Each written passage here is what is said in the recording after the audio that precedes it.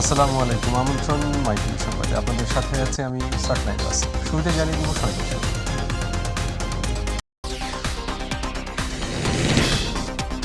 ৬৪ দিন স্বজনদের কাছে ফিরলেন সোমালিয়ার জলদস্যুদের হাতে জিম্মি হওয়া এমপি আবদুল্লাহ জাহাজের ২৩ নাগরিক। আবেগঘন পরিবেশে পড়ে। ২ দিনের সফরে ঢাকায় যুক্তরাষ্ট্রের দক্ষিণ ও মধ্য এশিয়া বিষয়ক সহকারী পররাষ্ট্রমন্ত্রী ডোনাল্ড লু দ্বিপক্ষীয় সম্পর্ক ও ভিসা নীতি থাকবে আলোচনায়। ডোনাল্ড লু নিজেই এসেছেন, আমন্ত্রণ জানায়নি কেউ। মন্তব্য ওবায়দুল কাদেরের। লুর সফরের সঙ্গে বিএনপির রাজনৈতিক সম্পৃক্ততা নেই বললেন মির্জা ফখরুল। ঢেলে সাজানো হচ্ছে ঢাকার ট্রাফিক ব্যবস্থাপনা। নতুন গতিবিধি চালুর ফলে কমবে দুর্ঘটনা বলছে আইন শৃঙ্খলা বাহিনী। গতিনীতিমালা অবাস্তব মন্তব্য বিশেষজ্ঞ। আসন্ন টি-20 বিশ্বকাপের জন্য টাইগার দল ঘোষণা করেছে বিসিবি। অধিনায়ক শান্ত সহ অধিনায়ক তাসকিন, বাদ পড়েছেন সাইফুদ্দিন।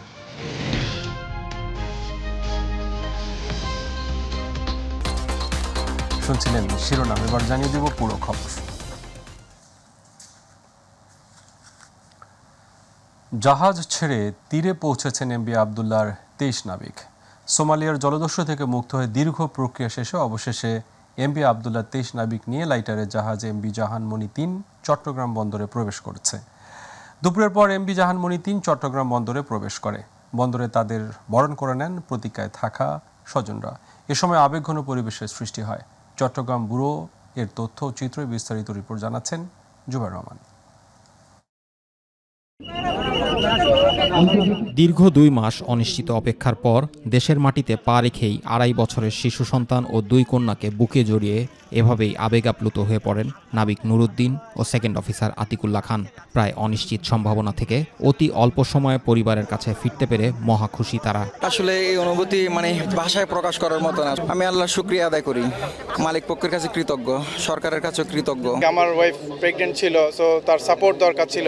সো তাকে এই মুহূর্তে এই পরিস্থিতিতে খবরটা কিভাবে দিব ওটা নিয়ে আমি অনেক বেশি চিন্তিত ছিলাম। একইভাবে অন্য নাবিকরাও দ্রুত সময়ে দেশে ফিরে আসতে পেরে আল্লাহর শুকরিয়া ও বাংলাদেশ সরকারের প্রতি কৃতজ্ঞতা প্রকাশ করেন তারা।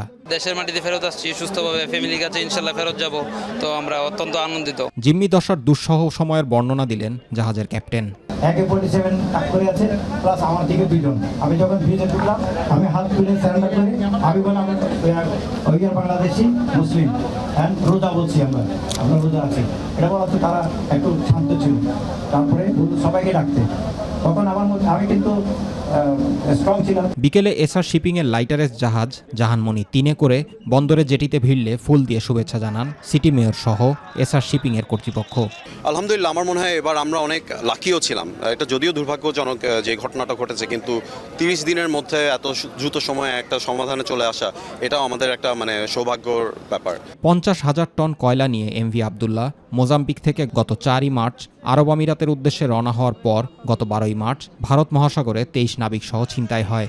জিম্মি অবস্থার ৩২ দিন পর ১৩ এপ্রিল মুক্তিপণ দিয়ে মুক্তি পায় ২৩ নাবিক সহ MV Abdullah. Jubair Rahman, MyTV news. ২ দিনের সফরে ঢাকায় এসেছেন যুক্তরাষ্ট্রের দক্ষিণ ও মধ্য এশিয়া বিষয়ক সহকারী পররাষ্ট্রমন্ত্রী ডোনাল্ড লু। লুয়ের এ সফরে যুক্তরাষ্ট্রের সঙ্গে দ্বিপক্ষীয় সম্পর্ক নিয়ে আলোচনার পাশাপাশি সে দেশের পররাষ্ট্র দপ্তর আরোপিত ভিসা নীতি ও র্যাবের ওপর থেকে নিষেধাজ্ঞা প্রত্যাহার নিয়ে আলোচনা করবে ঢাকা। এদিকে সফরের প্রথম দিনেই সুশীল সমাজের প্রতিনিধিদের সঙ্গে বৈঠক করেছেন ডোনাল্ড লু। আমিনা হিরা রিপোর্ট। ঢাকা সফররত যুক্তরাষ্ট্রের দক্ষিণ ও মধ্য এশিয়া বিষয়ক সহকারী পররাষ্ট্রমন্ত্রী ডোনাল্ড লু সুশীল সমাজের প্রতিনিধিদের সঙ্গে বৈঠক করেছেন। গুলশানে ঢাকায় নিযুক্ত মার্কিন রাষ্ট্রদূত পিটার হাসের বাসায় এ বৈঠক অনুষ্ঠিত হয়। বৈঠকে গণমাধ্যম কর্মী, মানবাধিকার, শ্রমিক নেতা ও জলবায়ু কর্মীরা ছিলেন।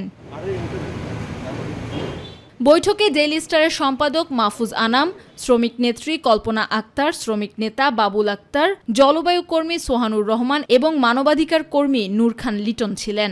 গণতন্ত্র, মানবাধিকার, আদিবাসী মানুষের অধিকার, শ্রমিক এবং এই আলোচনার একটা বড় জায়গা ছিল জলবায়ু পরিবর্তন, এবং ওনার এই মিশনের 2টা প্রধান জায়গা ছিল, একটা হচ্ছে অর্থনৈতিক সম্পর্ক পুনরুদ্ধার আর একটা জলবায়ু সম্পর্কে। সো আমি মূলত ক্লাইমেট অ্যাক্টিভিস্ট, আমার আলোচনার জায়গা ছিল জলবায়ু নিয়েই আমরা কী ধরনের চিন্তাভাবনা করছি। রাজনৈতিক ইলেকশন পরবর্তী ইস্যুগুলো নিয়ে আলোচনা হয়েছে, বাট সেটা এখানে আর বলা যাবে না।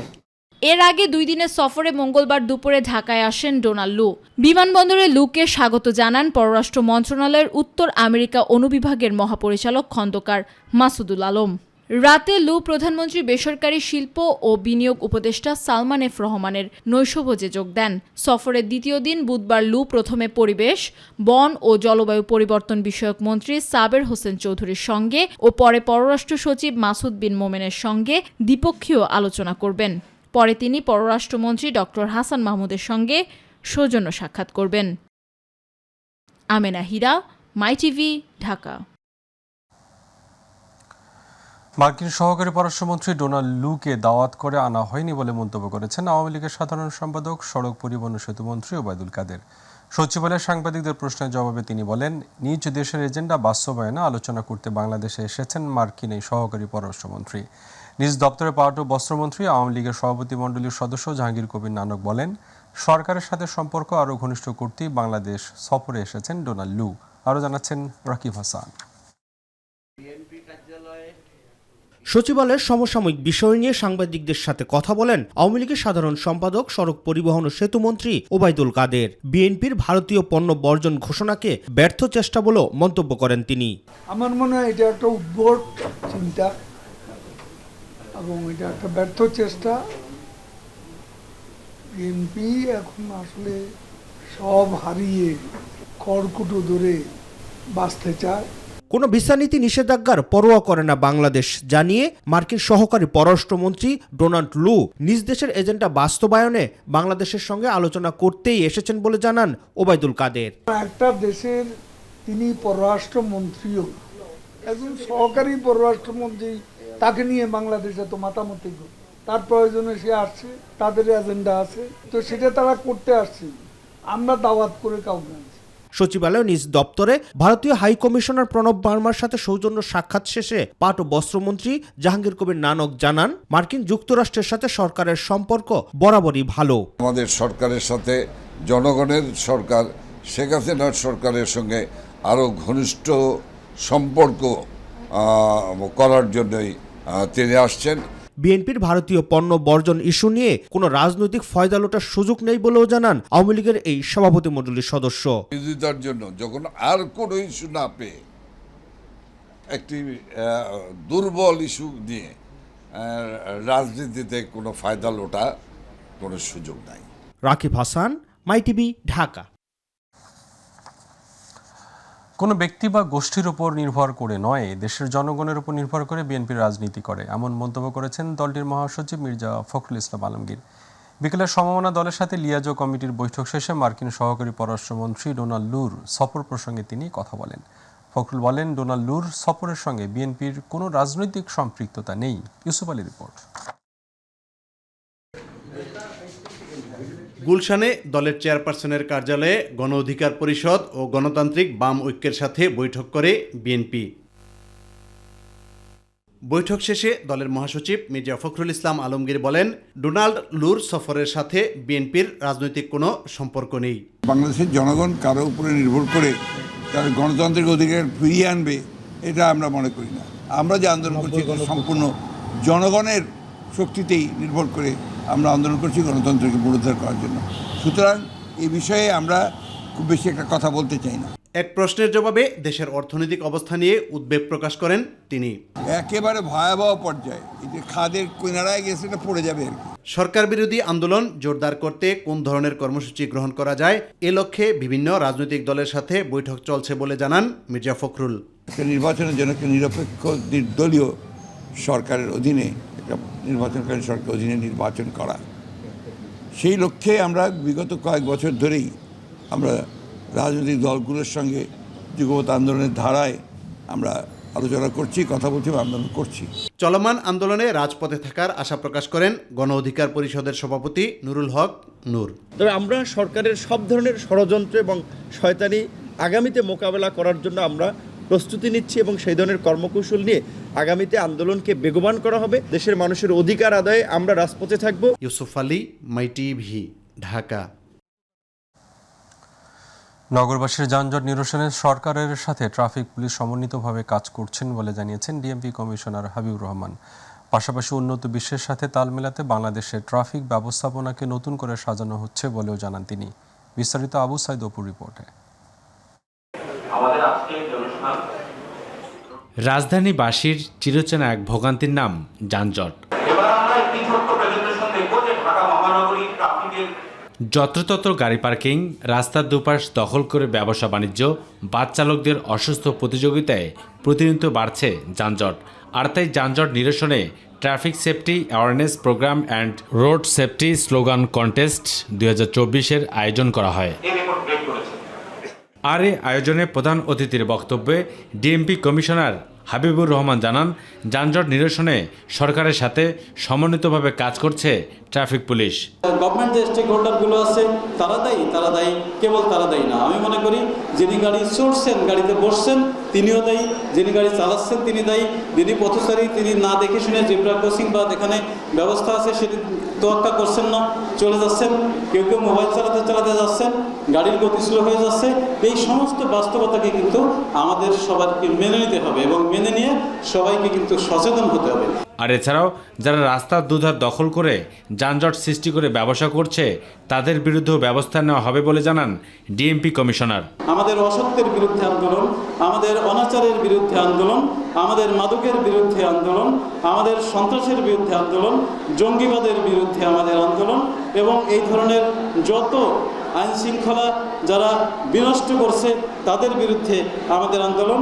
পরে গণমাধ্যম কর্মীদের সাথে একান্ত আলোচনায় ডিএমপি কমিশনার হাবিবুর রহমান তুলে ধরেন যানজট নিরসনে গৃহীত পদক্ষেপ।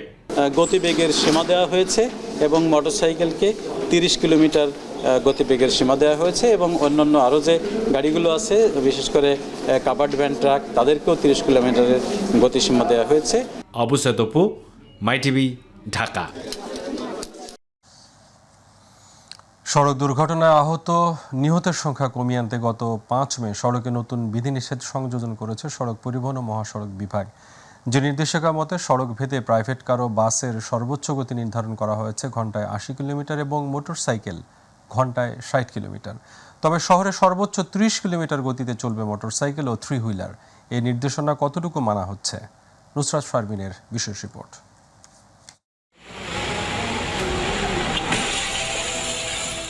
বিদায়ী বছর 2023 সালে সড়ক দুর্ঘটনা ঘটেছে 6,261টি, যার মধ্যে প্রাণ হারিয়েছেন 7,902 জন এবং আহত হয়েছেন 10,372 জন।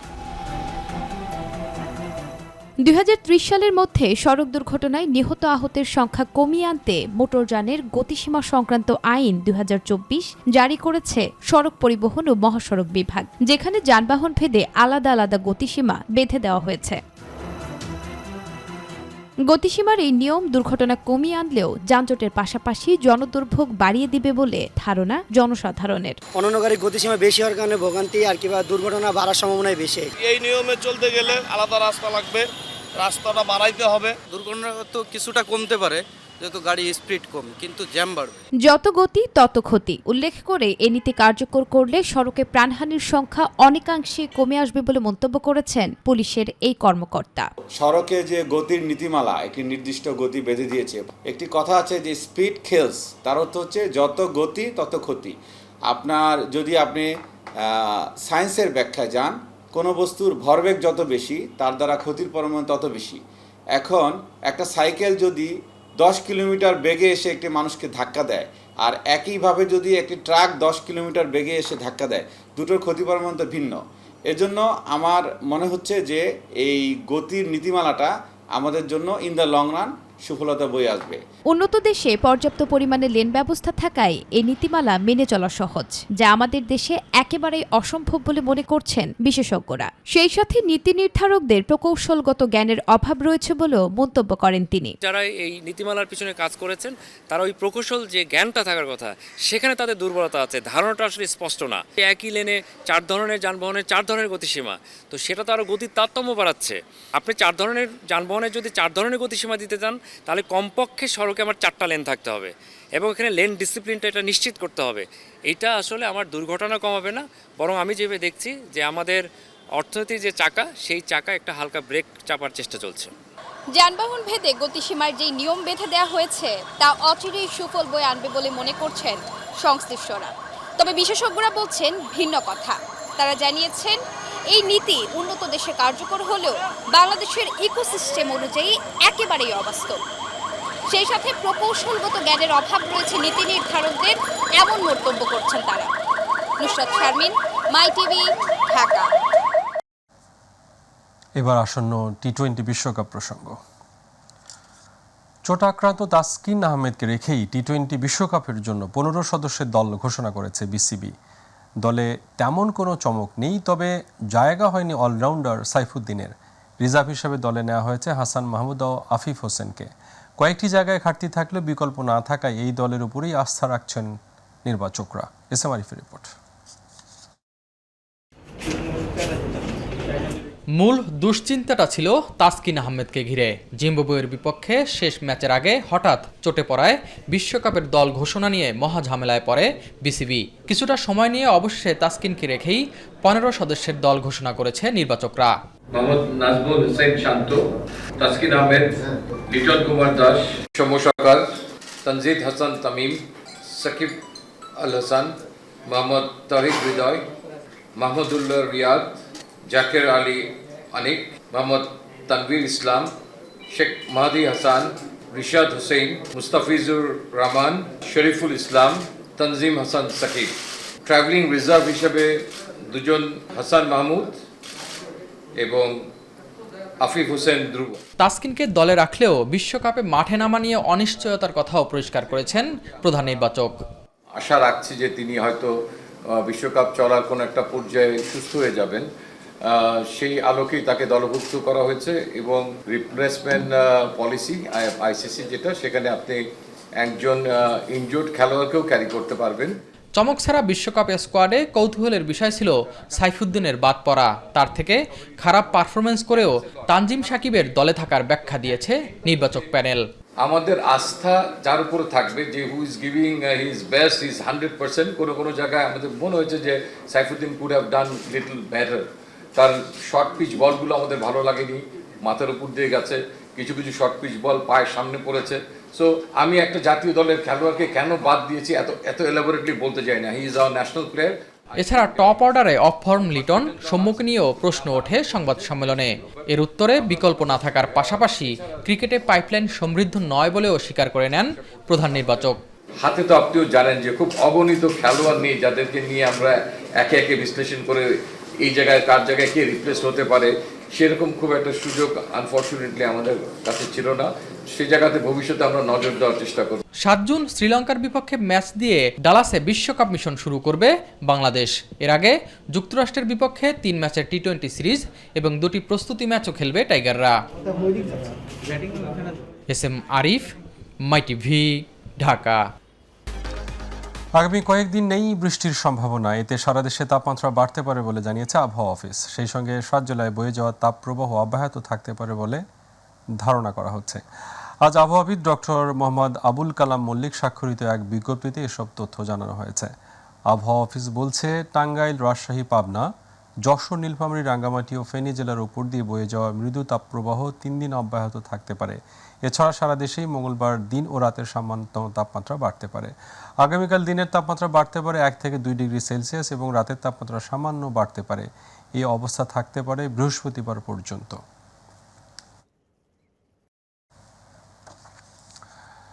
জঙ্গি সংগঠন জামাতুল আনসার ফিল হিন্দাল সার্কিয়া দলের 3 সদস্যকে গ্রেপ্তার করেছে ঢাকা মহানগর গোয়েন্দা পুলিশ ডিবি। রাতে রাজধানীর বিভিন্ন এলাকায় অভিযান চালিয়ে তাদের গ্রেপ্তার করা হয়। সকালে ডিবি কার্যালয়ে সংস্থাটির প্রধান হারুনা রশিদ সাংবাদিকদের জানান, পার্বত্য জেলায় কুকিচি ন্যাশনাল ফ্রন্টের কাছে প্রশিক্ষণপ্রাপ্ত ছিল গ্রেপ্তার এই 3 জঙ্গি সংগঠনের সদস্য। পার্বত্য বান্দরবন, খাগড়াছড়ি বসবাসকারী যে বন সম্প্রদায়ের কতিপয় বিভ্রান্ত সন্ত্রাসী দ্বারা গঠিত কুকিচিনদের সাথে সহযোগিতা হয় জামাতুল আনসার হিন্দাল সার্কিয়া। এরা প্রচুর অর্থের বিনিময়ে কুকিচিনের সন্ত্রাসীরা হিন্দাল সার্কিয়াদের সদস্যকে কিভাবে বৈরী পরিবেশে সার্ভাইভাল করতে হয়। সবার জন্য গ্রহণযোগ্য করতে শ্রম আইনে সংশোধন আনা হচ্ছে বলে জানিয়েছেন আইনমন্ত্রী আনিসুল হক। সচিবালয়ে শ্রম আইন নিয়ে আন্তর্জাতিক শ্রম সংস্থা ILO এর প্রতিনিধিদের সাথে 3 দিনের ধারাবাহিক বৈঠক শেষে কথা জানান তিনি। মন্ত্রী বলেন, আইন সংশোধনে বাংলাদেশ সরকারের উদ্যোগে সন্তোষ প্রকাশ করেছেন ILO। শ্রমিক সংগঠন করার ক্ষেত্রে 10% শ্রমিকের সম্মতির ব্যাপারে সুপারিশ থাকলেও 15% এর সম্মতি নেয়ার বাংলাদেশ সরকারের সিদ্ধান্তকে স্বাগত জানিয়েছেন ILO প্রতিনিধিরা। তাদের বেশ কিছু সুপারিশ নিয়ে নীতি নির্ধারণী পর্যায়ে আলোচনা করা হবে বলেও জানান আইনমন্ত্রী। আঙ্গিকটা আমি বুঝতে পারছি, তাদের কমিটি অফ এক্সপার্টস আমাদের আইনটা পড়েছেন, দেখেছেন এবং সেইখানে কিছু ইন্টারন্যাশনাল স্ট্যান্ডার্ডসের ব্যাপারে তারা রিকমেন্ডেশন দিয়েছেন। আর আমাদের পক্ষ থেকে আমি বলবো যে দেখেন, আমাদের আইনটা আমরা বাংলাদেশের বাস্তবতায়, বাংলাদেশের শ্রমিক অধিকার এবং জাতির পিতা বঙ্গবন্ধু শেখ মুজিবুর রহমান যেভাবে শ্রমিক অধিকার বাস্তবায়ন করতে চেয়েছিলেন, প্রতিষ্ঠা করতে চেয়েছিলেন এবং রক্ষা করতে চেয়েছিলেন, সেইভাবেই করা হয়েছে। এবার আমাদের কৃষি।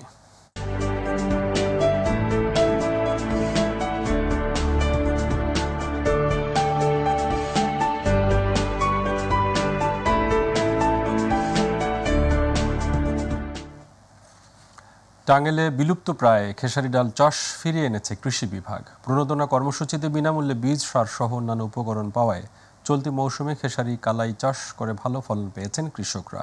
প্রতিনিধি মির্জা মাসুদ রুবেলের রিপোর্ট জানাচ্ছেন SM হামিম।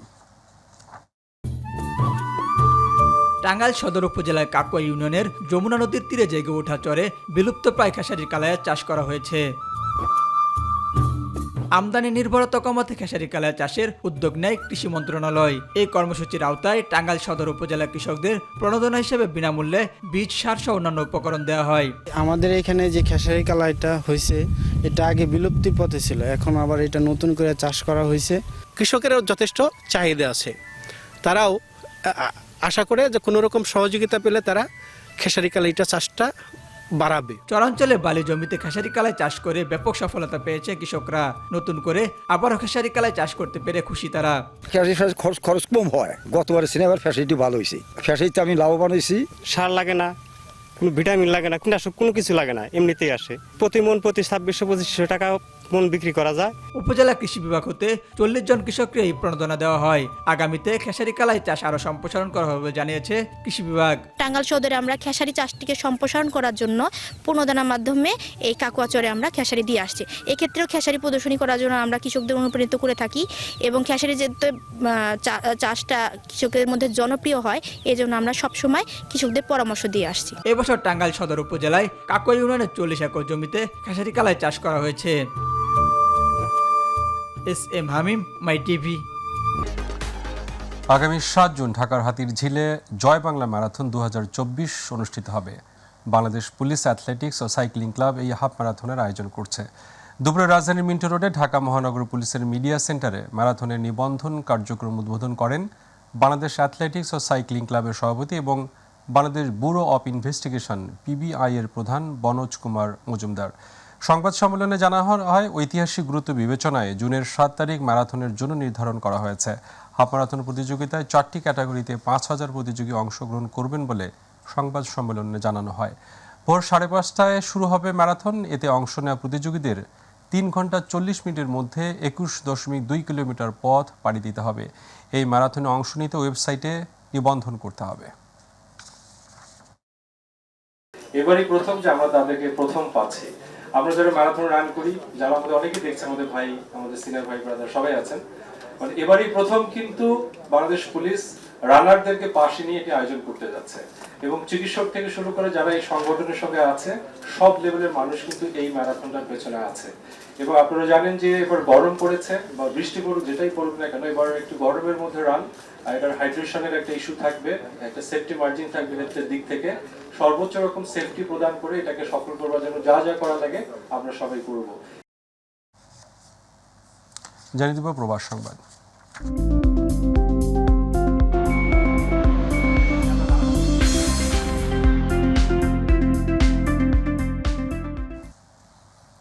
মালয়েশিয়ার 200-র বেশি জাল পাসপোর্ট বাংলাদেশি নাগরিক সহ 2 জন গ্রেপ্তার হয়েছে। প্রতিনিধি আশরাফুল মামুন জানান, শুক্রবার বিশেষ অভিযানে সেলাঙ্গোর রাজ্যের কাজাং থেকে 2 জনকে গ্রেপ্তার করা হয়।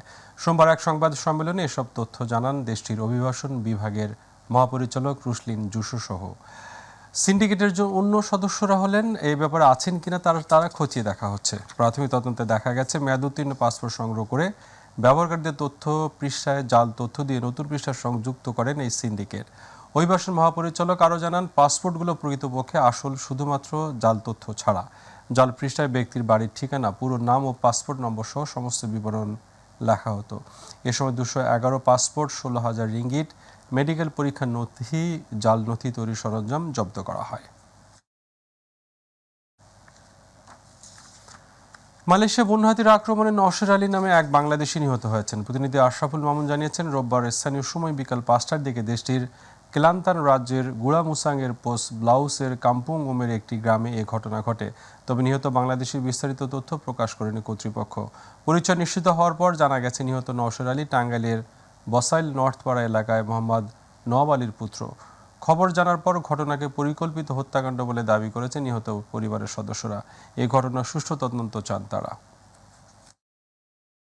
গাড়ির চাকার দাগটা পা সহ পেটের উপর দিয়ে চলে গেছে, কিন্তু আমাদেরকে বলা হচ্ছে যে হাতিয়ে মারছে। এটা আমরা কোনোভাবেই বিশ্বাস করতে পারতেছি না। শেষ প্রান্তে আমরা যাবার আগে আরো একবার জানিয়ে দিচ্ছি সংবাদ শিরোনামগুলো।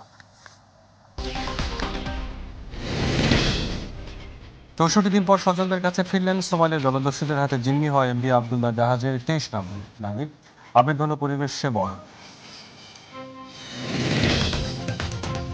ঢাকায় যুক্তরাষ্ট্রের দক্ষিণ ও মধ্য এশিয়া বিষয়ক সহকারী পররাষ্ট্রমন্ত্রী ডোনাল্ড নূর দ্বিপক্ষীয় সম্পর্ক ও ভিসা নীতি থাকবে আলোচনা।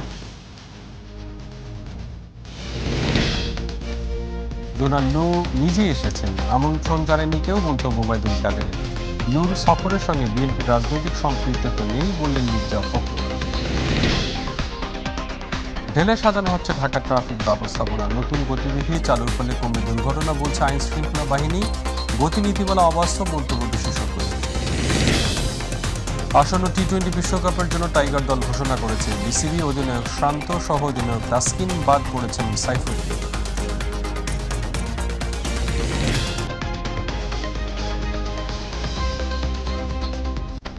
সঙ্গে থাকার জন্য ধন্যবাদ। এছাড়া ইউটিউবে মাই টিভি সংবাদ পেতে ভিজিট করুন /mytvnieuws এবং আমাদের অনুষ্ঠান দেখতে ভিজিট করুন /mytv Bangla, Facebook /mytv Bangla. পরবর্তী সংবাদ দেখার আমন্ত্রণ। আজকের মতো এখানে